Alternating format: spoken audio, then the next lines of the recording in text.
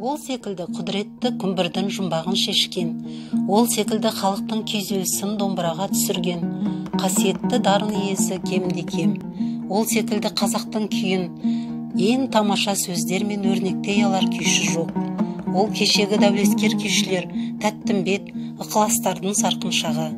Күйлерімен қазақ елін ғана емес, әлемді тербетіп жүрген белгілі күйші, сазгер, Ақжауын мемлекеттік камералық құлт-аспаптар оркестрінің жетекшісі, Қазақстан Республикасының еңбек сіңірген әртісі Секен Тұрысбеков Кәрімұлы 1961 жылы 22 наурызда Шығыс Қазақстан облысы Үржар ауданында дүниеге келген.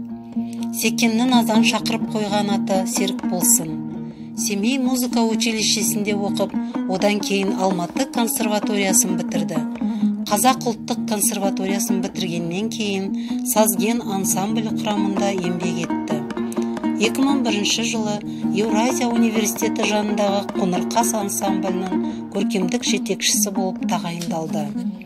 Секен Тұрысбеков көңіл толқыны, боздақ, өкініш, ақ жарма, Ақжауын, балауса, дарабоз, ұлы дала, аруана және тағы басқа көптеген күйлердің Аққу сазы, ерке құсым, көктемім менің, Қоңырқас, шағала сияқты әндердің авторы. Күйшінің қандай шығармасын алмасақ та, өзіне дейінгі ұлы күйші сазгерлердің рухани жалғасы болғанымен, ішкі табиғаты мүлде бөлек. Жүрек құлын дірілдете шертер күйші. Тыңдаушысын ой мен сезім тұңғиығына тартатын туындылардың иесі биыл 60 жасқа толып отыр. Шамшырақ клубы Секен Тұрысбековтың Аруан сіздердің назарларыңызға ұсынады.